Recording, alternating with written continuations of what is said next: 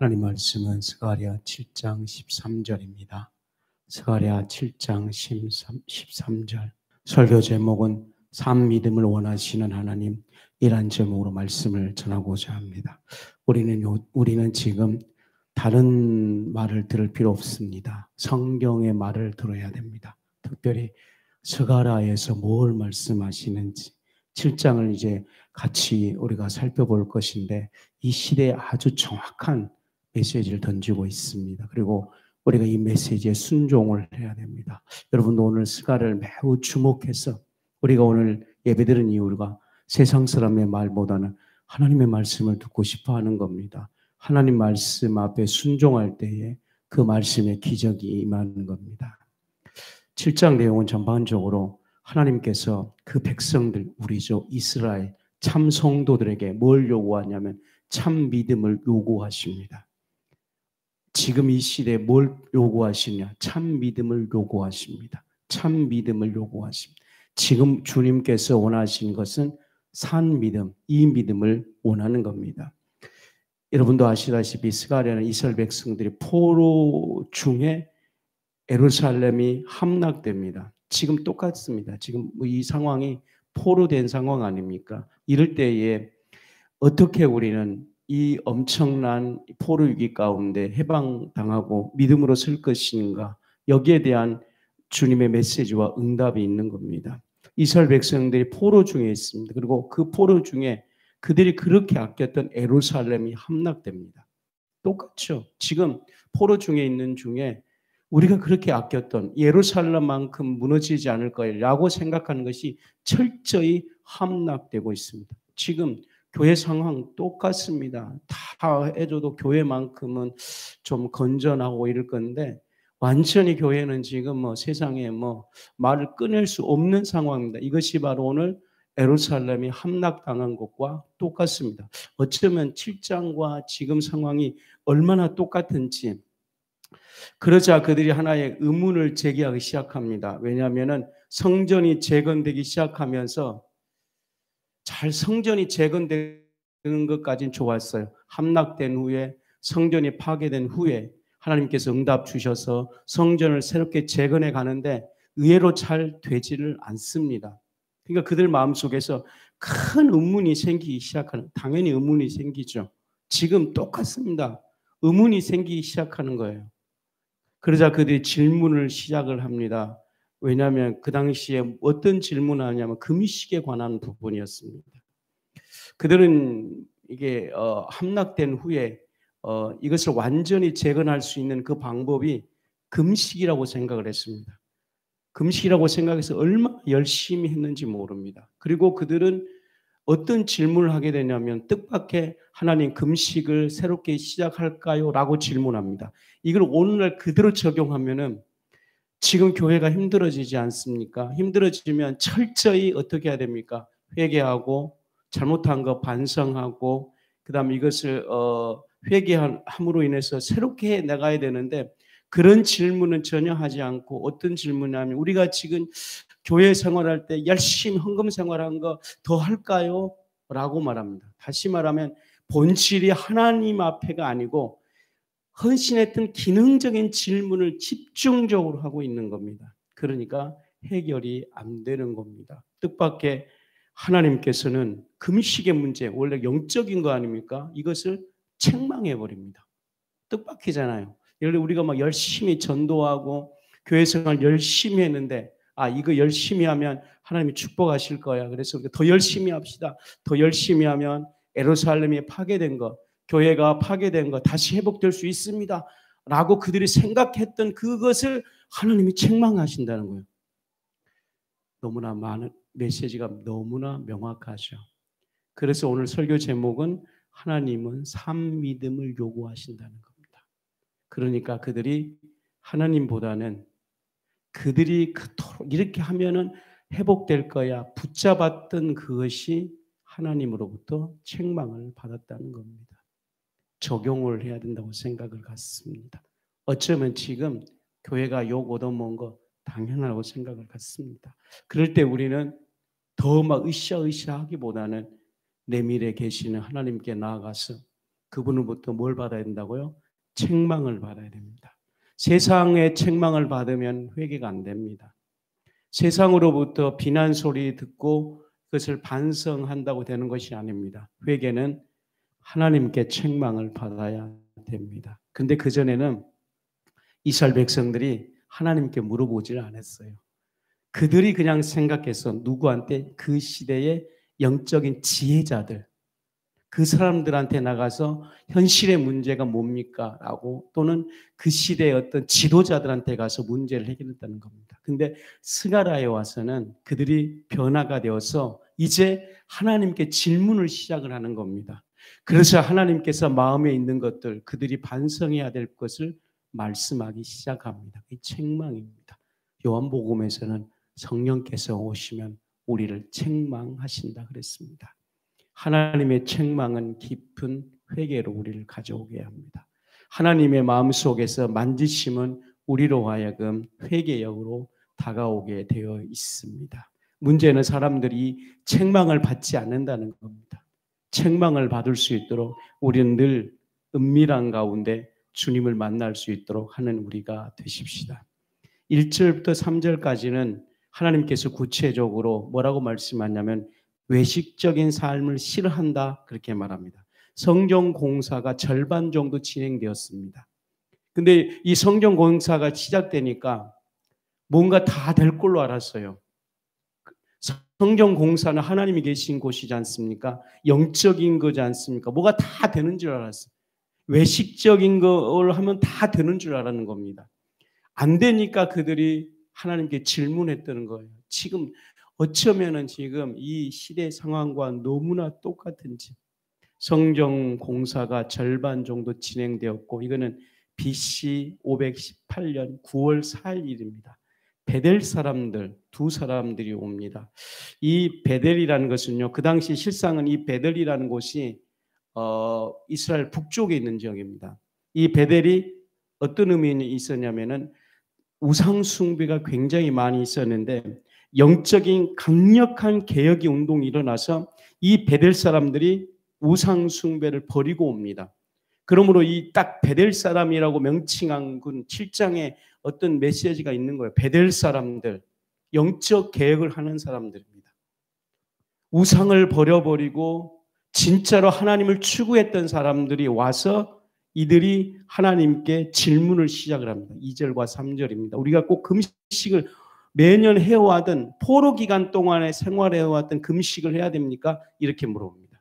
그러니까 이 스가랴 7장 해결 방법이 어디에 있을까? 베델 사람들, 베델 사람이 아닌 분들은 현실의 지금 문제, 성경 건축, 하나님의 성전을 세우는 데서 잘 되지 않는 부분을 세상적인 방법으로 늘 해석했던 사람들이 아니고 베델 사람, 진짜로 하나님께 나오고 우상 숭배를 버리고 영적 개혁했던 사람들이 하나님께 나와서 질문을 시작을 하는 겁니다.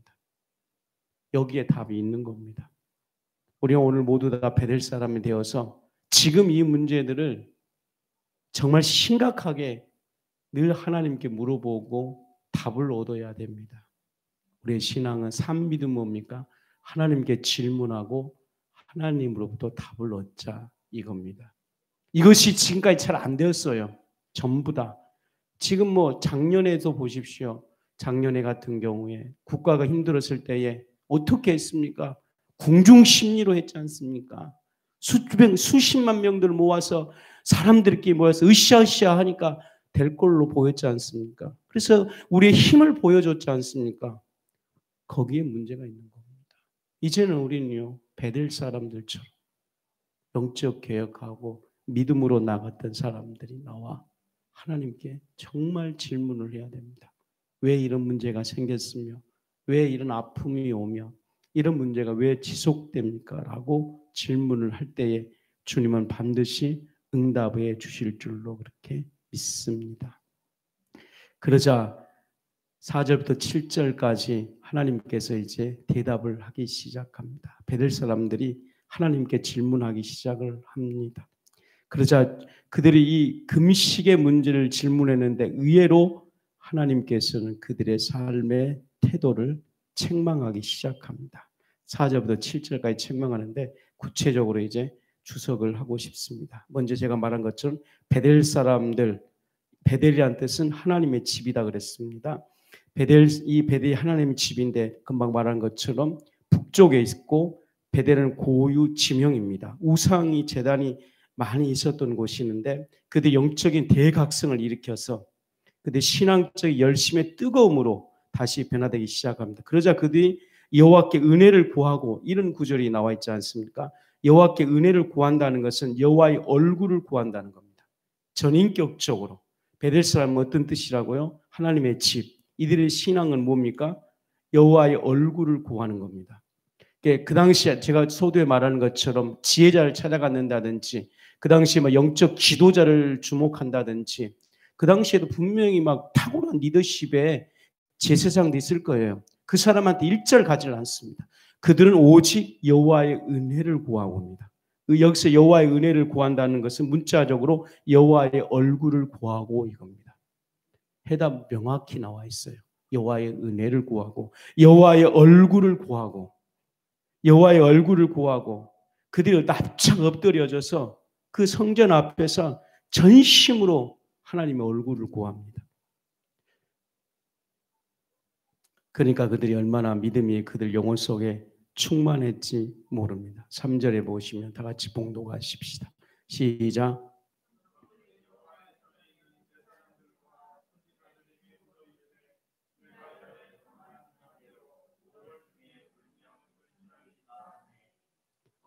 오월간에 재건하다. 예루살렘 성전이 파괴되었습니다. 하나님의 전이 완전히 무너졌습니다. 이럴 때에 그 포로 기간 동안에 5월이죠. 5월마다 그들이 금식하는 것이 5월 금식이었습니다. 이 금식을 다시 할까요? 라고 질문하기 시작합니다. 그들은 어쩌면은 이런 굉장히 다급한 문제라고 생각을 갖습니다. 그럴 때에 하나님께서 7절부터 이제 첫 번째 하나님 응답이 오기 시작합니다. 역시 하나님의 얼굴을 구하니까 7절에 하나님께서 응답을 하시기 시작합니다. 여호와의 얼굴을 구하고 기도하면 하나님께서 응답하기 시작하는 겁니다. 이스라엘 공동체 전반적인 문제에 대해서 주님께서 그들에게 말씀하기 시작합니다. 먼저 제사장들에게 먼저 물어봅니다. 제사장 목사님들에게 먼저 물어보는 거죠. 영적으로 지도자들에게 질문합니다. 뭐냐면은 너희가 70년 동안에 정말로 나를 위하여 한 것이냐 물어봅니다. 대답 오죠. 금식을 해야 됩니까? 이렇게 물어보니까 하나님께서는 뭐라고 말씀하면 나를 위하여 너희들이 70년 동안 그것도 하루 이틀 아니고 70년 동안 했다는 겁니다. 70년 동안에 나를 위하여 한 것이냐. 지금 이 시대에 지금 일어나고 있는 문제들에 대해서 목사님들과 제사장들은 어떻게 진단하고 있습니까? 어떻게 지금 이런 상황이 왔다고 생각합니까? 중국의 바이러스 때문에 왔다고 생각하십니까? 문재인 정부라고 생각을 하십니까? 수준 낮는 겁니다. 주의 응답을 보십시오. 70년 동안에 너희가 진짜 나를 위하여 한 것이냐? 70년 동안 얼마나 헌신했겠습니까? 포로 기간 동안에 음식 잘 못 먹잖아요. 근데 그들이 금식했으면은 나름대로 얼마나 내가 하나님을 위해서 금식했어? 내가 얼마나 열심히 했는데 이렇게 말할 거 아닙니까? 한국이 100년 동안 얼마나 헌신적으로 일을 했습니까? 얼마나 열심히 했습니까? 성전을 지을 정도면은 얼마나 많은 헌신자들이 있었습니까? 그런데 주님이 말씀합니다. 너희가 70년 동안 한 것, 나를 왜 한 것이냐? 이런 주님의 말씀 앞에 지금 문제가 이 부분에 대한 하나님의 메시지구나. 진짜 하나님을 위해서 한 것이냐라는 주의 말씀 앞에 모든 이제 문제들이 해결되기 시작합니다. 삶 믿음은 이제 지금까지 해왔던 것들이 진짜로 어쩌면은 주님을 위해서 한다고 말했지만 정말 하나님이 나를 위해서 한 것이 아니라고 말씀하시는 그 주님의 응답 앞에 겸손히 받아들이고 순종해서 돌이키려고 합니다. 성경은 이것을 종교적 이기심이다 이렇게 번역을 했습니다. 너무 종교적 이기심. 너무 맞죠? 종교적 이기심. 우리는 IM 성교에 인정합니다. 잘한 거. 잘한 거 다 인정해요. 이제는 그 심령을 한번 열어보아서 그 열심이 정말 나를 위해서 한 것이냐라는 하나님의 물음 앞에 응답하고 회개하기 위함입니다. 만약에 이 스가랴 7장의 메시지를 듣지 못한다면 마음속에 내가 70년 동안에 금식하고 열심히 했는데 왜 이런 문제가 생기지? 라고 이런 물음을 해버리면 답을 얻지 못할 것입니다. 도리어 이렇게 한 거는 외곽에서 나라 했을 것이냐? 답을 찾기 시작할 겁니다. 답 없는 거예요. 그러니까 제가 쭉 이렇게 그 IM이 일어나는 부모님들, 그 자식들 보냈는들 부모님들 글 쓴 거 보면은 여전히 음모론이 많더라고요. 정부가 교회를 파괴하기 위해서 이렇게 하는 것이다. 그래서 스가랴를 아직도 하나님을 몰랐어요. 주의 말씀은 정말 네가 나를 위해서 한 것이냐? 너가 종교적 이기심, 네 만족을 위해서 그렇게 밤잠 자지 않고 열심히 한 것 아니니? 금식의 진정한 목표가 금식 그 자체로 네가 영적인 황홀굼에 빠지지 않았니? 금식 그 자체가 영적인 것이기 때문에 뭔가 어떤 만족이 있어요. 만족이. 막 박수치고 열심히 하면 뭔가가 영적인 어떤 것이 일어날 수도 있습니다. 그 자체, 금식 그 자체로 너가 빠져서 그런 거 아니니? 라고 물어보는 거예요. 금식은 그 목표가 여호와 하나님이시지 않습니까? 근데 그 금식 그 자체가 예를 들어서 기도 그 자체가 하나님을 위한다는 선교 그 자체가 왜 그러냐면 그 선교 그 자체도 빠질 수도 있어요. 왜냐하면 사람들 늘 고귀한 길을 갈 때에 내적 자아의 어떤 만족감이 있어요. 남들이 갖지 못하는 그 어떤 독립투사의 삶들, 물질적인 삶을 버리고 어떤 그 길을 갈 때에 생긴 내적인 만족감. 선교도 그런 만족감이 될 가능성들이 많습니다. 내가 그 월급 받지 않고 내가 몇십만 원 받고 이 길을 걸어가는 거야. 그 자체의 내적인 어떤 만족감이 될 수도 있습니다. 조심해야 된다는 거죠. 그러다 보면은 이제 그걸 이야기하기 시작을 하는 거죠. 내가 이렇게 헌신해서 했던 것들. 또 이렇게 선교에서 막 해놓았던 확장들. 그것들이 정말 주님이 물어봅니다. 정말 나를 위해서 했니? 아멘입니다. 나를 위해서 했니? 라고 질문할 때에 성경은 자기를 위해서 했다. 이기적이고 형식적이라는 겁니다. 자기를 위해서 했다는 겁니다. 6절 보십시오. 자기를 위하여 먹으며 자기를 위하여 마심이 아니냐. 자기를 위하여, 자기를 위하여입니다. 자기를 위하여. 그러니까 문제가 생겼던 겁니다. 자기를 위하여. 근데 이 메시지가 정말 아멘 되지 못하면 해결 안 될 겁니다. 여전히 세상을 방법대로 해결하려고 하면 아무 문제가 해결되지 않습니다. 6절에 명확히 나와 있지 않습니까? 자기를 위하여 마시고 자기를 위하여 먹으며 이렇게 나와 있는 겁니다. 7절에 여호와가 이렇게 하나님께서 이스라엘 전 역사 속에서 많은 선지자 목사님을 통해 지속적으로 주신 말씀에 대해서 그들이 어떻게 말합니까? 청종하지 않았다는 것이죠. 7절에 이제 청종입니다. 이스라엘 삶에 형통하고 태평할 때 역사적으로 그들은 어떻게 했습니까? 그들이 말씀에 순종을 했습니다. 순종할 때 그들은 형통하였고, 형통하였다는 것은 조용합니다. 평화롭습니다. 번창하다는 뜻입니다. 그런데 그들이 지금 어떤 상황이었습니까? 지금 그들은 하나님의 말씀에 청종하지 않고 있는. 그들은 전혀 이해를 못했어요. 왜냐하면 자기들은 지금 금식하고 있으니까. 차라리 그들이 말입니다. 방탕하고 마음대로 살았으면은 하나님 너 순종하지 않아? 그럴 때 바로 아멘 할까? 아유 맞습니다. 제가 아침부터 저녁까지 하나님 전에 오지 않고 내가 세상 친구들랑 놀았습니다. 이렇게 될 거는데 그들은 지금 매년 금식하고 열심히 하는 거예요. 열심히 금식하고 영적인 생활을 했던 겁니다. 그러다 보니까 그들은 지금 이해가 안 가는 거예요. 이해가. 안 열심히 했으면은 너 게을렀지. 그러면 혼이 나면은 받아들이는데 열심히 했는데 안 되니까 그들이 지금 도대체 어떻게 해야 되는지 모르는 겁니다. 그럴 때 하나님의 말씀은 너희들이 청종하지 않았다는 겁니다. 청종하지 않은 이유는 그들이 마음이 부패했기 때문에 그렇습니다. 그들의 마음이 세상으로 꽉 찼기 때문에 그들이 도무지 하나님의 그 말씀 그 자체를 청종할 수 있는 영적인 모든 기능들이 상실되었던 것입니다.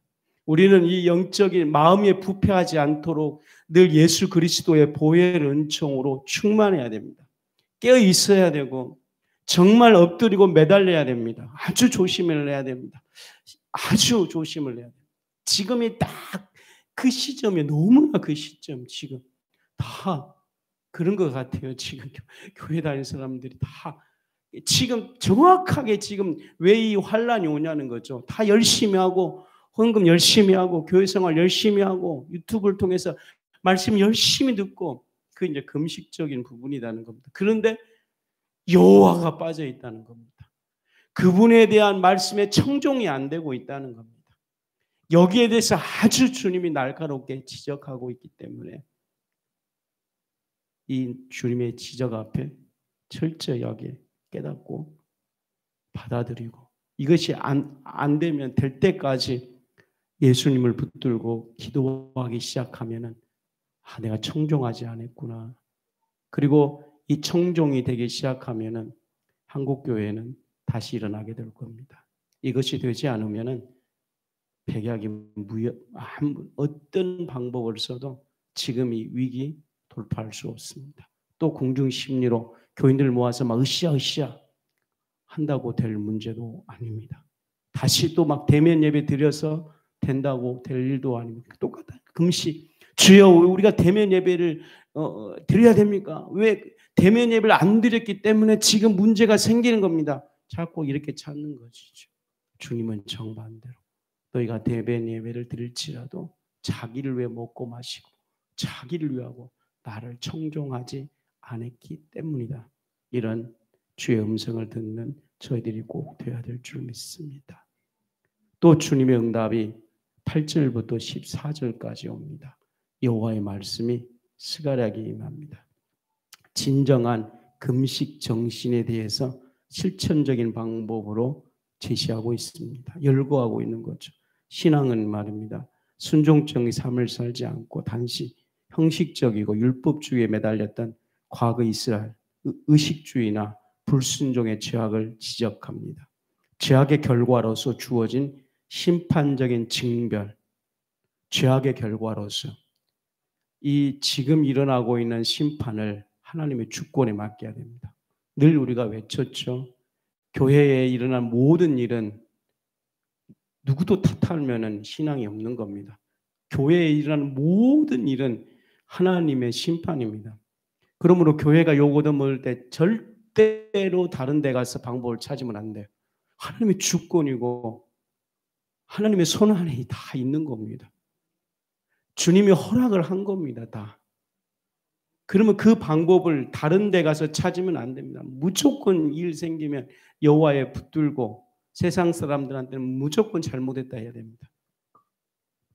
왜냐하면 해결 방법이 하나님과 우리 둘이 관계 속에서만 해결되기 때문에 다른 데서 방법을 찾지 말아야 됩니다. 왜냐하면 오늘 이 스가랴 말씀은 이스라엘 백성들 순종치 않음으로 주님이 그들에게 주권적으로 심판하셨다고 말씀합니다. 이걸 받아들이기 시작하게 되면 뭐가 잘못했으며 뭘 세워야 되며 어디서부터 출발해야 될지 하나님의 지혜가 옵니다. 성령은 지혜 하나님이십니다. 돌파할 수 있는 모든 지혜를 옵니다.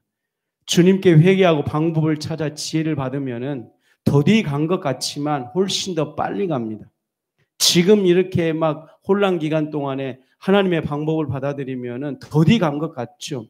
그런데 한참 반성하고 주님으로부터 지혜를 받기 시작하면 세월이 지나면 훨씬 더 빨리 갈 수 있는 것이 주님의 해결책입니다.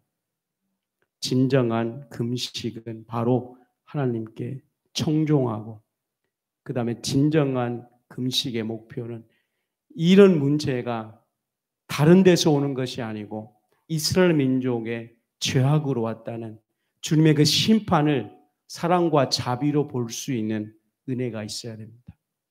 왜 나한테 이러십니까? 왜 나만 때리십니까? 그러면 해결 방법 없습니다. 혼을 낼 때에 그것을 자비로 볼 수 있는 능력이 꼭 필요합니다. 어려움이 왔을 때 그것을 사랑으로 볼 수 있는 영적인 능력이 옵니다. 그 사랑 안에서 해결할 수 있는 지혜가 우리 영혼에 오기 때문에 그렇습니다. 감사가 영혼에게 오게 될 것입니다. 9절부터는 이제 실천적인 신앙의 모본이 나와 있습니다. 이것이 바로 사회적 윤리적 규범이라 그랬습니다. 사회적 윤리적. 이 지금 말입니다. 이 베델 사람들은 매우 영적인 거거든요. 그래서 그들이 지금 물어보는 것은 영적이고 신비적이고 또 하나님의 친밀감, 이렇게 그래서 금식적인 부분이거든요. 이걸 물어봤는데 그 다 지금 만약에 막 오면은 다 영적으로 물어보잖아요. 막 문제들을. 근데 주님은 말입니다. 9절에 뜻밖의 사회적이고 윤리적인 방법으로 대답을 주시고 계시는 거예요. 그게 참 희한하죠. 이런 막 대단한 문제가 오면은 막 금식 40일 시킨다든지 아니면 뭐 막 기도를 몇 시간 시킨다든지 막 아니면 바깥에 나가서 예수 이름을 막 1000번 외친다든지 아니면 예수의 보혈로 막 외친다든지 우리가 잘 쓰는 거 막 여호와는 유대하다 막 이렇게 하는 것이 영적인 방법인데 하나님은 9절부터 여러분 살펴보십시오. 재판의 문제부터 딱 언급하기 시작합니다. 그 사회적인 윤리적. 교회가 지금까지 그러고 있었던 거예요. 문제 생기면 교회 안에서 박수치고 북치고 그러고 있었던 거예요. 근데 하나님께서는 교회가 아니고 밖에 있는 사회적인 문제에 대해서 정의를 외치고 있었다는 겁니다. 그걸 못 봤던 겁니다. 이 재판에 관한 첫 번째는 9절부터 실천적인 신앙 문제 앞에서 재판에 관한 문제입니다. 문자 그대로 재판관들이죠. 그 당시. 그 교회, 그 이스라엘 백성들의 아주 그 재판을 하고 있는 그분들이 사적인 감정으로 재판을 하고 있었다는 겁니다. 이제 그렇게 하지 말라는 겁니다. 이기적인 욕구를 떠나고 공평한 판결을 시행해라는 겁니다. 재판은 실상은 공의란 뜻입니다. 정의란 뜻이죠. 사회적인 의미로는 모든 질서를 공평하고 합리적으로 세워나간다는 뜻입니다. 이 사회적인 모든 질서를 공평하고 그 다음에 그 질서를 합리적으로 세워나가는 것을 의미합니다. 그 다음에 보면은요, 인애와 긍휼을 베풀며, 인애와 긍휼, 신적인 사랑을 말하는 거죠. 사랑을 말하고 신뢰를 말합니다. 긍휼이라는 뜻을 말하면 깊은 연민입니다. 긍휼은 깊은 연민이고 그 다음에 자비를 가리킵니다. 이 신앙 공동체 안에서 정말 이 인애와 긍휼을 베푸는 겁니다. 지금 이스라엘 백성들에게는 말입니다. 금식만 했다. 금식의 목적을 받고 있는 거죠. 주의 말씀은요. 그게 아니랍니다. 깊은 불쌍히 여김마. 그러니까 한국교가 왜 힘들어지냐. 다 지금 세상을 향해서 싸우고 있는 거예요. 전투하라, 분투하라 이러고 있는 거예요. 지금. 성경으로 돌아가신 메시지에 성경은 인애와 긍휼을 베풀으라 그랬습니다. 정말 그 사람들 다 지킴을 못 받고 있잖아요. 지금 하나님의 교회들이 지킴을 못 받고 있는 그 이유가 어디에 있습니까? 주께서는 그 인애와 긍휼을 베풀며 인애와 긍휼을 베풀다면 저는 스가랴 7장에서 하나님께서 지금 어떻게 우리가 이걸 해결해 가야 되는지에 대한 정확한 주의 메시지를 듣고 있습니다. 우리 모두가 이 시간만큼은 주의 메시지를 듣는 우리가 꼭 되십시다. 너무 감사하잖아요. 너무 지금 이 시대의 상황하고 똑같은 겁니다. 인애와 긍휼을 베풀며 깊은 연민과 정말 불쌍히 여기는 거죠. 자비를 베풀며 서로 그 사람들을 신뢰하고 그 내적인 자세로 말입니다. 끊임없이. 그러니까 지금 돌을 던지고 욕하고 그러면 정말 그분들에게 인애와 사랑으로 그들을 보기 시작해야 됩니다. 그리고 교회 와서 우리들 모두가 엎드려서 회개하고 하나님을 향해서 우리를 용서해달라고 우리가 정말 주님 앞에 회개하고 우리가 말씀을 붙잡기 시작하면 주께서는 우리의 이때에 우리가 이렇게 하면 이것이 산 믿음이 되는 겁니다. 그 산 믿음이 기적을 일으키는 겁니다. 그래서 산 믿음을 요구한다 그랬습니다. 그렇잖아요. 아니 내가 지금 정말 그들 향해서 깊이 불쌍히 여긴 마음으로 인애와 자비로 그들을 향해서 눈을 돌렸을 때에 주님께서는 이것을 산 믿음으로 보시는 겁니다. 그러면 산 믿음을 보시면 주님의 메시지는 매우 명확합니다. 네 믿음대로 될지어다. 그리고 초대교회를 딱 돌아보니까 초대교회는 그 당시에 예배를 잘 못 드렸잖아요. 그들도 핍박이 있으니까. 지금 우리가 이제 예배 드릴 때는 어떻게 드린 거예요? 유튜브로 예배를 드리죠. 역시 잡스가 그냥 만들어 놓은 거 아니에요. 이렇게 될 줄 알고 다 하시던 것 같아요. 지금은 이제 유튜브를 통해서 예배를 드리잖아요. 근데 초대교회는 어떻게 예배 드리는지 아십니까? 성경인데 편지예요. 바울 서신, 골로새서. 이제 이해하셨죠? 그러니까 그 당시에도 지금 한국 이 상황하고 똑같은 거예요. 뭐 예배를 못 드리니까 핍박이 너무나 강하니까 그때 하나님께서 그 당시에 이 성경이 유튜브라고 생각하면 돼요. 편지에 편지. 편지를 막 글로 써가지고 복사해가지고 막 성도들에게 날아주는 거예요. 그러면 성도들이 집에서 글로 읽으면서 글을 통해서 그들이 영적인 교감을 하는 겁니다. 말씀을 듣고 순종하고 홀로.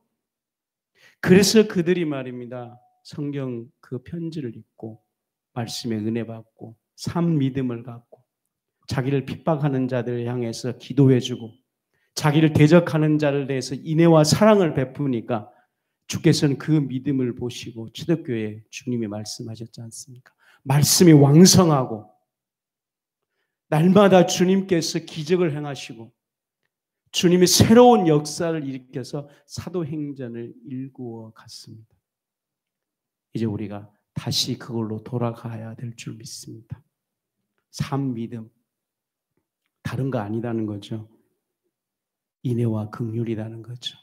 그러므로 이 시대가 어떻게 된다고요? 갈수록 사람들이 인애와 긍휼로 가는 것이 아니고 자기만 향한 이 시대에 인애와 긍휼로 가려면 수많은 기도와 성령 충만해야 될 줄로 믿습니다.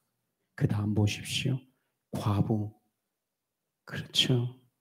10절에 과부, 고아, 나그네, 궁핍한 자를 압제하지 말며 이스라엘 백성들이 그렇게 했다는 거예요.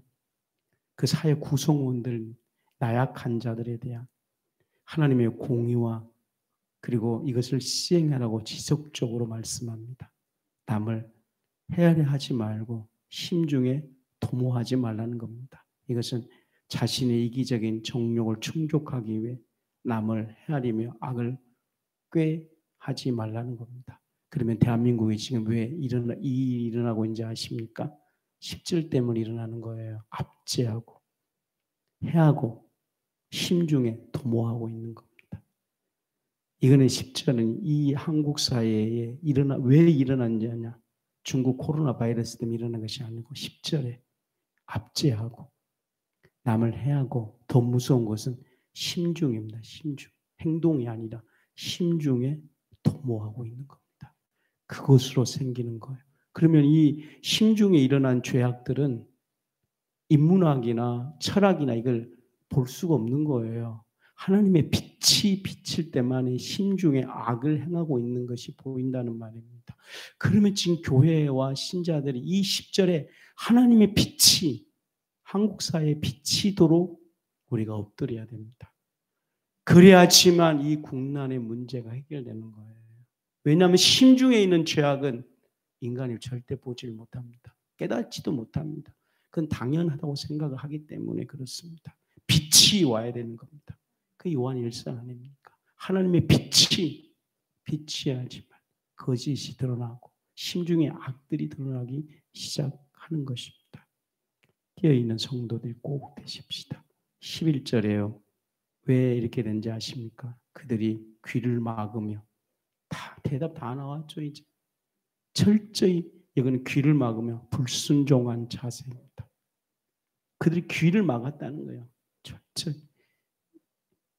정말 그래요. 지금 우리 이 문제가 왜 생기지 합니까? 목이 고든 겁니다. 하나님 말씀 자체를 거부합니다. 배격한다는 거죠.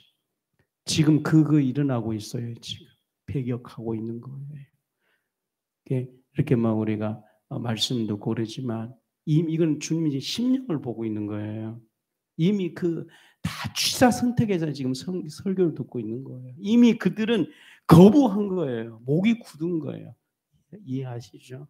자기 귀만 즐겁게 하는 메시지를 듣고 있는 것이죠. 그 심중에 있는 것들을 하나님의 빛을 비치도록 자기를 내어주지 못한 거예요.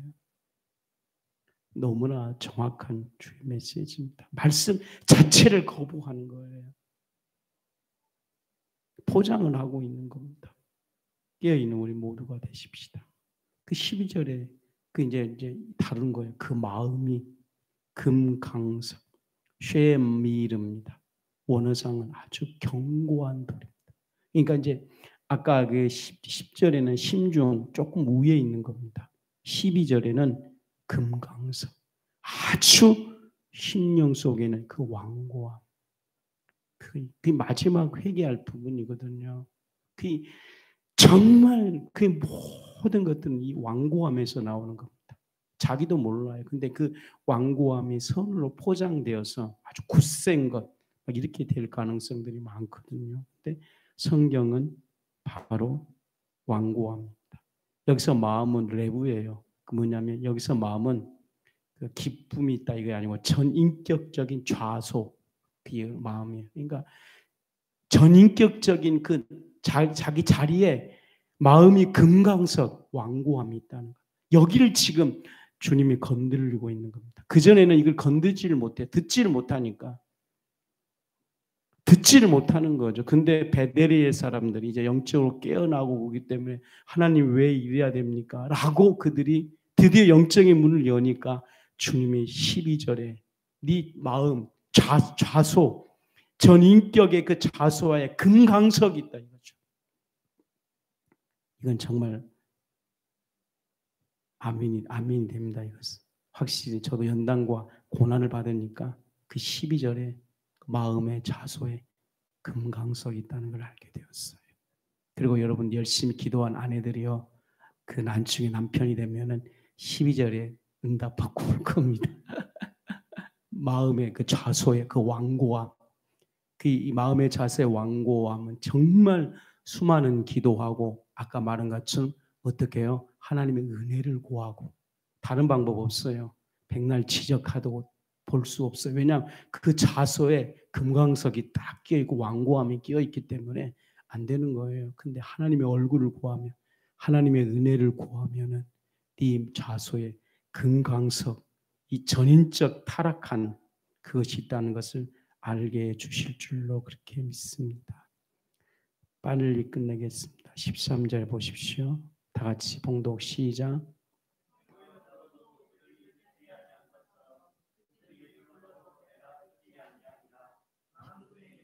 13절의 핵심은 내가 불러도입니다. 아니 누가 불러도 하나님이 불러도 듣지 않는다. 지금 이 시대가 그렇다. 하나님이 불러도. 근데 이게 지금 세상 사람을 말하는 것이 아니고 교회를 말하는 겁니다. 교회 안에. 내가 불러도 듣지 아니하고 불러도 말입니다. 그런데 뜻밖의 14절에 회오리 바람으로. 회오리 바람이 뭔지 아냐면 심판적인 징벌입니다. 뭐냐면 열국을 해치리라 그럽니다. 근데 그러니까 이스라엘 백성이 디아스포라가 되는 거예요. 흩어지는 거예요. 이 놀라운 거 회오리 바람 흩어짐. 그러니까 그들의 마음이 완악해서 이스라엘 백성들이죠. 금강석이 있어서 열국을 해치리라. 열국을 심판합니다. 그러니까 이스라엘 백성들이 심히 고난을 받고 열국으로 그들이 도망다니기 시작합니다. 그게 이제 디아스포라라고 그렇게 말을 하는데, 근데 여기 비밀이 있었어요.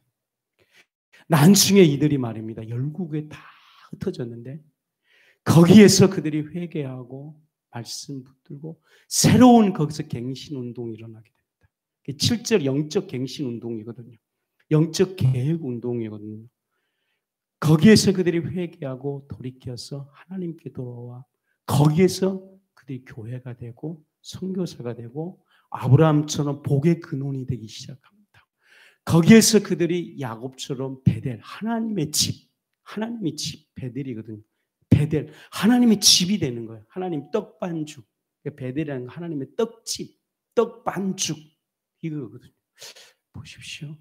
우리가 회개치 안에서 고난이 옵니다. 그러니까 열국을 심판하는 거예요. 외곽에서 오는 심판이라는 거예요. 우리가 흩어졌어요. 철저히 흩어지는 거예요. 흩어지니까 우리는 정처 없이 간 거예요. 근데 나중에 흩어진 사람들이 회개운동이 일어나서 거기에서 베델이 되고 하나님의 집이 되고 하나님의 떡반죽이 되기 시작한다는 겁니다. 그래서 7절이 그렇게 7절이 그렇게 끝난 거예요. 회오리 바람이 모르겠어요. 코로나나 더 큰 것도 있을 수도 있겠죠. 그래서 이것 때문에 교회들이 흩어질 수도 있어. 왜냐하면 열국을 심판해서 이게 교회 쪽으로 들어왔으니까. 그런데 흩어져서 그들이 홀로 고통당하니까 하나님을 향하는 거예요. 회개가 이루어지기 시작하는 거예요. 거기서 하나님의 집이 되는 겁니다. 저는 7장에서 이 시대에 하나님의 해결책을 보았습니다. 이 시대에 하나님의 말씀을 보았습니다. 7장을 가지고 응답받기 시작하면 열국을 지금 심판하고 있는 겁니다. 우리가 다 흩어질 수도 있는 겁니다. 근데 흩어짐 자체가 저주가 아닙니다. 흩어졌을 때 회개가 이루어지기 시작하고 영적 갱신이 이루어지기 시작하면 그 흩어짐이 새로운 하나님의 시작이 될 줄로 믿습니다. 여러분도 그렇게 믿습니까? 여러분도 좋지 않아요? 제가 스가랴 7장을 묵상하면서 이제 해결됐고 기분이 좋았어요. 그러니까 비난의 소리 듣고 마음에 상처받지 않고 인애와 긍휼로 그들 앞에 불쌍히 여기고 사과 얼마든지 할 수 있어요. 지금은 제가 열국이 심판받아서 흩어지는 거죠. 우리가 막 흩어지는 거예요. 흩어진 겁니다. 우리 집도 지금 이제 열국의 심판을 받아 흩어지는 거 아닙니까? 이때 더 기도하고 더 회개해서 우리 우뚝 서서 우리 집의 베델 하나님의 집이 되고 정말 하나님 말씀에 청종하고 더 핵심인 것은 좌소, 마음, 금강석을 빼는 그런 축복의 역사가 있게 될 겁니다. 그 금강석에 빠지면 마음이 청결한 자가 되는 겁니다. 마음이 청결한 자는 하나님을 볼 것이며 그렇게 말을 합니다. 두드리면은 그냥 맞으십시다. 비난 실컷 하면 그 정말 미안한 마음으로 비난하는 거 다 들으십시다. 댓글에서 막 욕 바가지로 하면 그 바가지로 다 들어야 돼. 그래야지 마음의 금강석이 회개가 될 줄 믿습니다. 한 목소리로 통성 기도하십시다.